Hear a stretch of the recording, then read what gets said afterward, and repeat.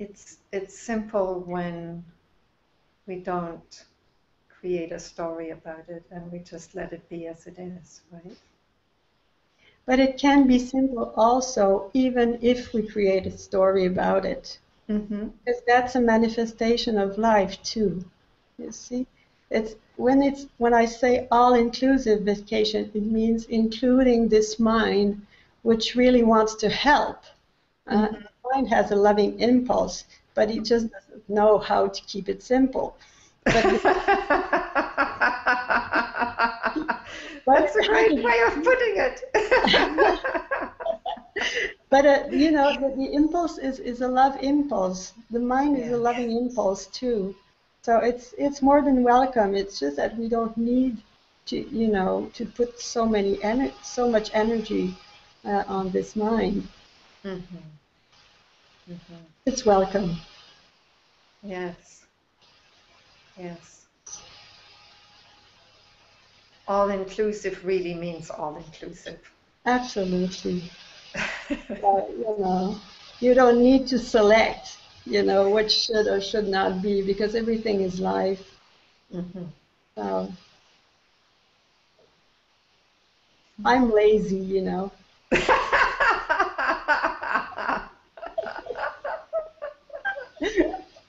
I really enjoy laziness. Just being what is just easier, you know. It's just available. It's really available. Mm-hmm. And it's interesting that when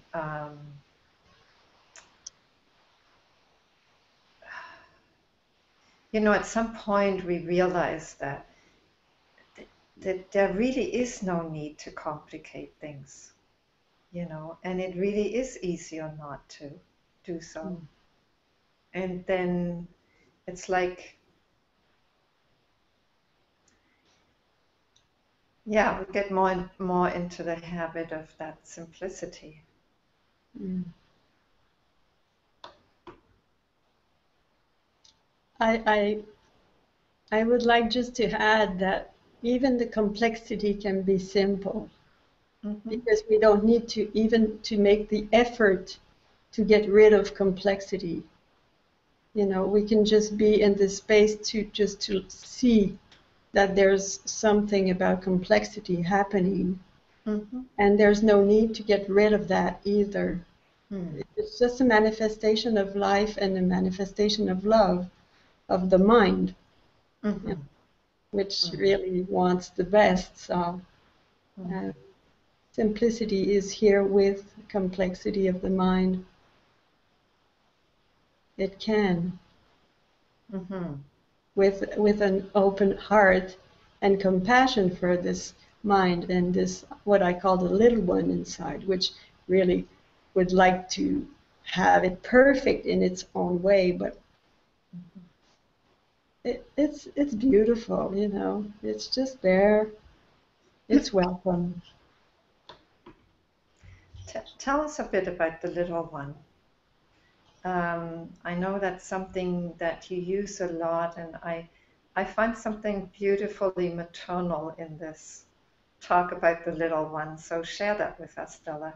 The little one is, for me, is the individual part of our being, which feels separated, and the little one, really, what he wants or what she wants is to be in peace, and he or she believes that he's separate, so it's creating all those strategies to be comfortable in this separateness.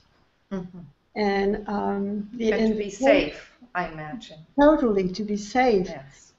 And the invitation to in going back home is just to realize that this little one is doing its best to be safe, but the safest place is to take care of the little one and to love the little one and not to judge, you know, just to keep the heart open to all those strategies. He's working so hard, you know, to be. He's working Yes. so hard. He just doesn't know that he can. He is already safe, but he tries. You know, he struggles with Mm-hmm. that, Mm-hmm. and the space, the intimate space of our being, can totally be with this little one, and make him or her really comfortable and safe and calm. Mm-hmm.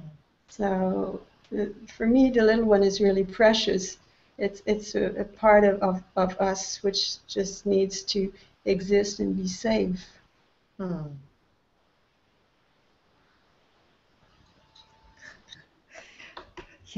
You know, Della, maybe I should just share with people. I've been translating Della's newsletters into English, so I'm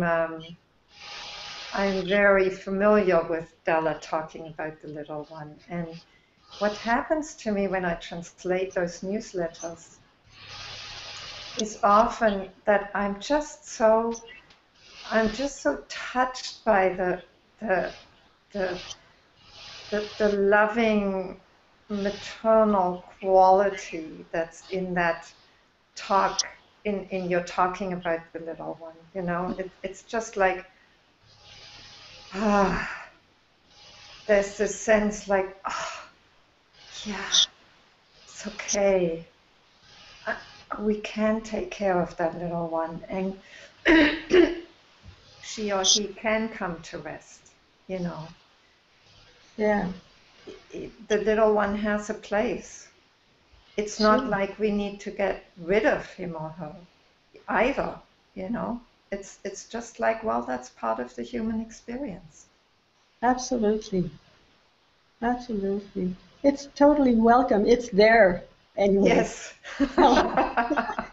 You know, you can try to get rid of it, but if the little one wants to get rid of itself because it's suffering, you know, what we are is totally open to the little one, really. Yeah.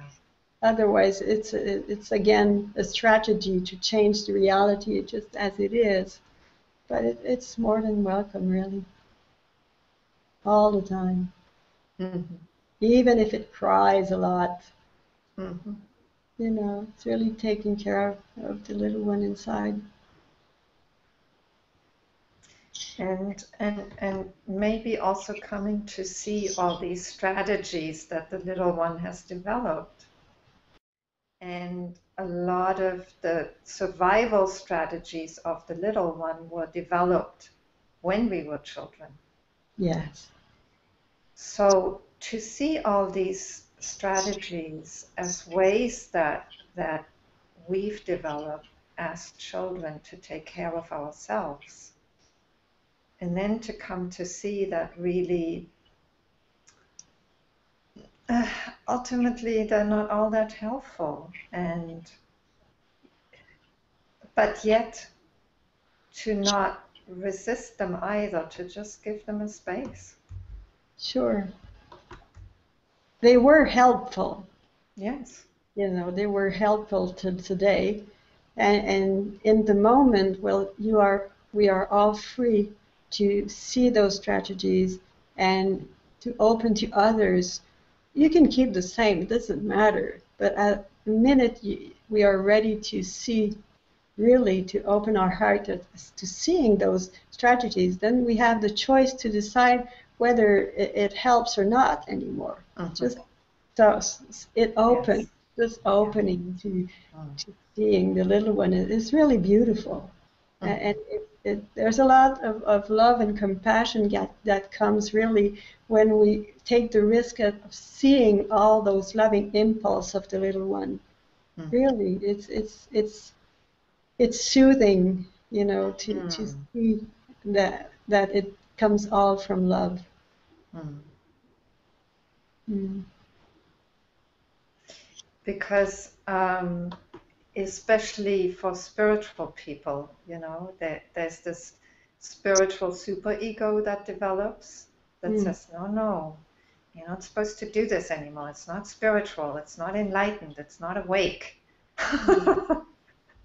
Mm. Yeah. And Only then, yeah. go ahead. Well, I don't know.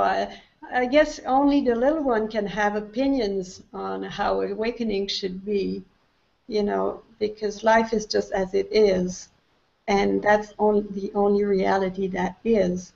So it can be really interesting to challenge all those criteria of awakening, because it's limiting life. Yeah. But it has a loving impulse too. Even the superego, as we say, of spirituality, is a loving impulse. There's something that wants to be heard, and that's all. That's all it is. But in the heart, when we're ready to see with humility what's the truth of all that, and then the criteria fall, and it becomes really simple. We don't need to play the superego stuff. It's welcome, but there's no need anymore, because something has come home where there's nothing missing. It's almost like the need to stay safe or to be safe. Yes. Which is what motivates the spiritual superego in a way. It's like, if you do this, then you're okay. Yes. If you become enlightened, then you're okay. Then life will be okay. Yeah. I've lost my thread now. What motivates that can be seen too. Sure.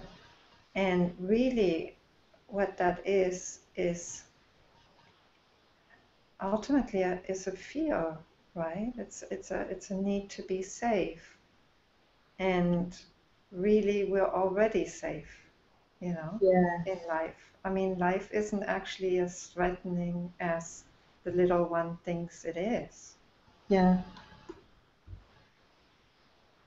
Well, of course, if you're attached to the idea that we're separate, well, of course, it's normal to struggle to be safe. But then, the invitation is to see what's always here and what can take care of the little one. And then, and it's really take the step to risk seeing if we're safe in the discomfort zone, because life has no limit. The little one is comfortable in its known environment and in special space, which is nice but limited. But stepping out of this discomfort zone, voluntary or coming from life, because life really likes to play with those limits all the time. And stepping out of this comfort zone is really beautiful if you open, your heart to see what is still there, which is always there. It's a beautiful invitation, constant. Life is constantly showing us, inviting us to open the box of the little one and see that there's a sun there, and it's always there. So, yeah, life has a lot of humor.